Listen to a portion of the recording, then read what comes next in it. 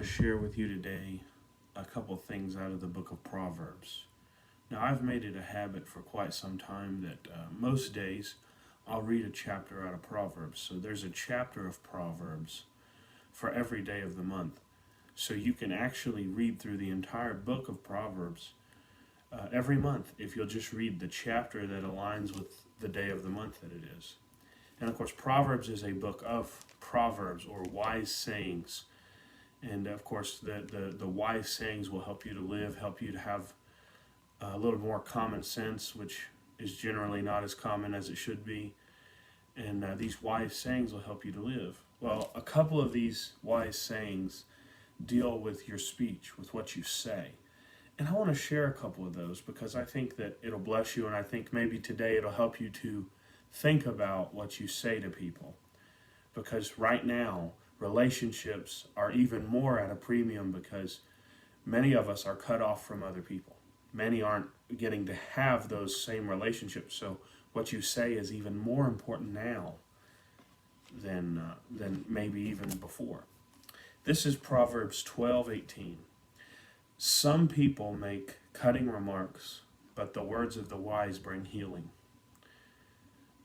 I'm sure you'd like to think of yourself as wise. I think most people would like to think of themselves as wise or as in intelligent people.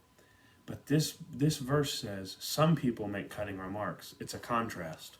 Some people make cutting remarks, but the words of the wise bring healing. That means that if you're wise, you'll use your words to bring healing to people.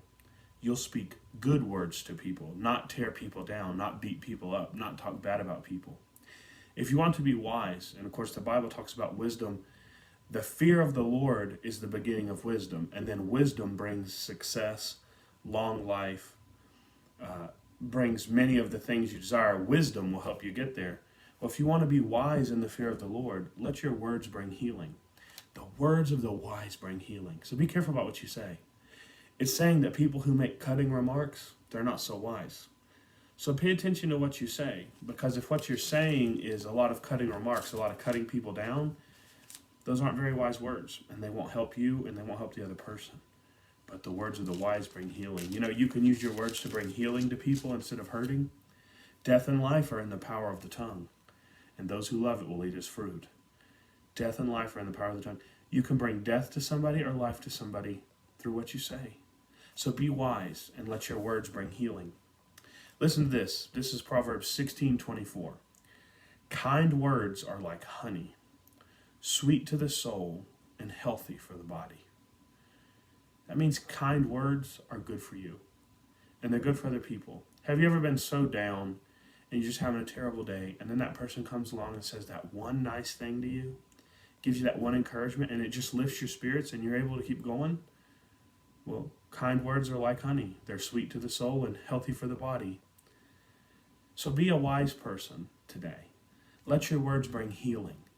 Let your words be kind words. Kind words are like honey. Kind words are sweet. If you want to be helpful to people, right, and you want to love people, let your words be kind words, not harsh words, not mean words. Some people make cutting remarks, but the words of the wise bring healing. So let your words be kind words and words that bring healing today. And you'll find yourself in doing that, being able to be like Jesus, who is the definition of love, right? God is love, and he showed love to everybody. Well, show love to people by using kind words and by using words that bring healing. And you'll find that if you'll just apply that, you'll find some of those relationships that are broken in your life start to come together. That's my encouragement for you today.